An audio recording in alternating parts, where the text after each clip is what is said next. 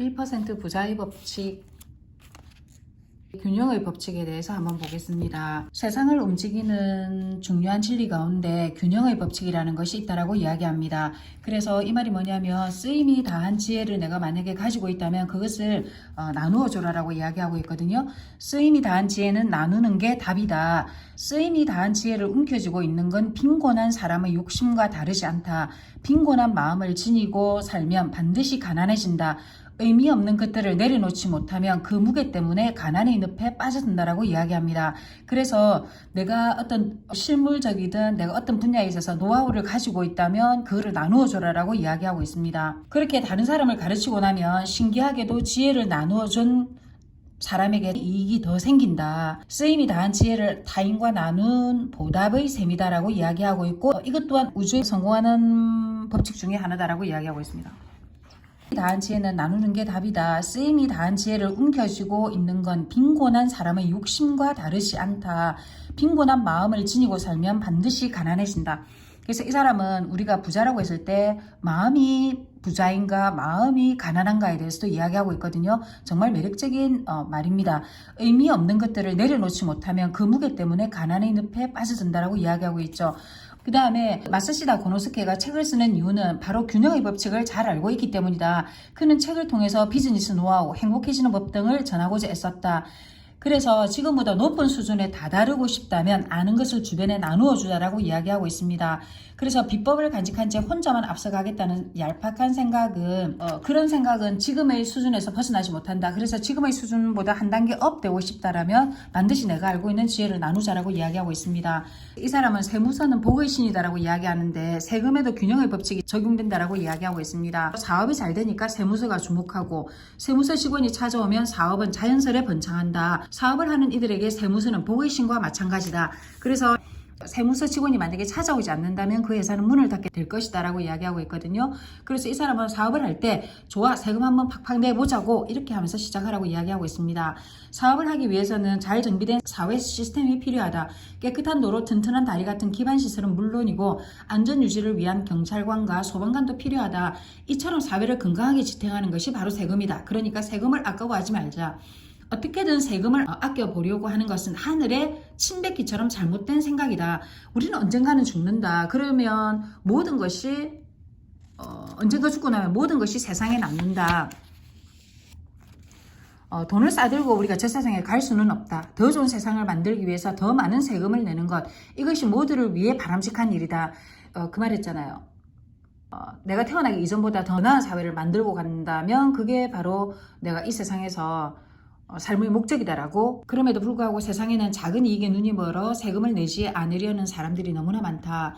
그 다음에 이제 우주의 중심이란 부분에서 우주의 중심에는 거대한 힘이 존재한다. 인간의 마음은 그 중심과 직접 연결되어 있다.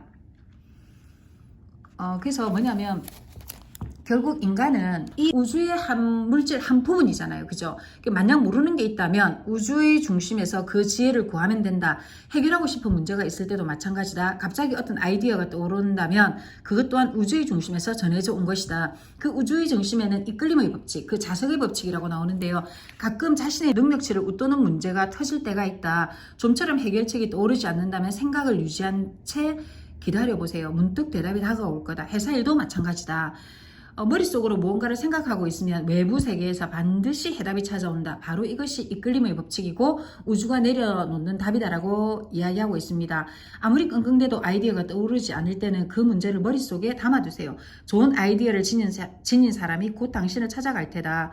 만약에 사람이 오지 않는다면 잡지나 방송이 힌트를 줄 거다. 그러니까 생각을 멈추지 말고 하고 있으면 반드시 온다.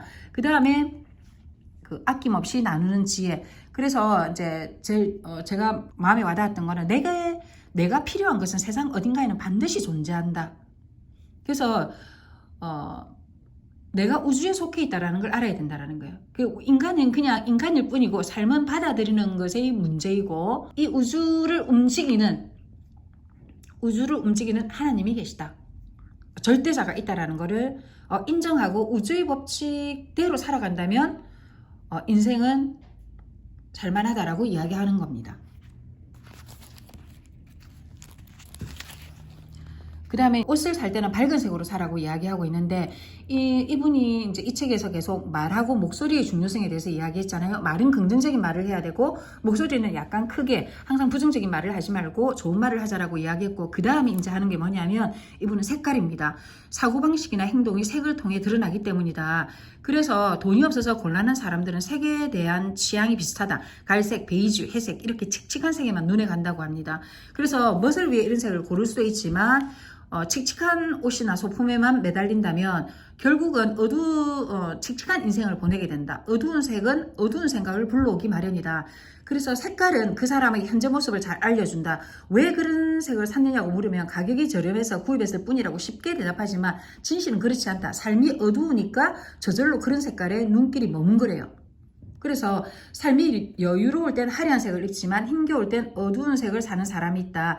상황이 좋지 않아 그러한 색을 입었다고 생각할 수도 있지만 어쩌면 어두운 색깔 탓에 내리막길을 걷게 된 것일 수도 있다. 그러니까 되도록이면 밝은 색상의 옷을 입도록 하고 고르도록 하자라고 이야기합니다. 그래서 주변에 혹시나 칙칙하게 옷을 입은 사람이 있다면 밝은 색의 옷을 한번 입어보세요라고 이야기하고 있거든요. 그래서 이분은 이야기하는 것이 이것이 바로 뭐냐면 색깔의 법칙이다라고 이야기합니다. 그 다음에 이제 색깔을 화사하게 바꾸고 나면 겉모습이 바뀌면 인생도 바뀐다라고 이야기하고 있거든요. 색깔의 법칙만 독립적으로 작용하는 것은 아니다. 또 이야기하고 있습니다. 나는 참 행복해. 못할 것도 없지. 난 참 풍족해. 이런 말을 하면서 밝은색 옷을 입는 것이 가장 효과적이다. 완전히 바뀐 자신의 인생을 어느새 깨닫게 될 것이다.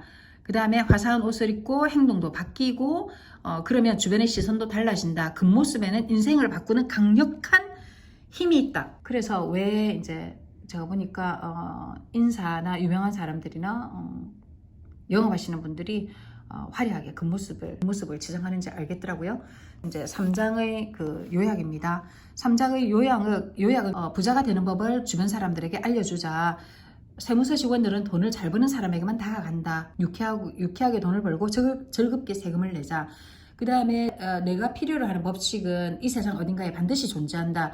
이끌림의 법칙에 의해서 우주의 중심에서 나를 찾아온다. 그 다음에 어려움을 만났을 때는 혼자 해결하지 말고 주변 사람들과 이야기를 나누어 보자. 그 다음에 색깔은 현재 모습을 표현하기 때문에 화사하게 옷을 입고 겉모습을 바꾸자. 그러면 인생이 달라질 수 있다. 3장 이상입니다.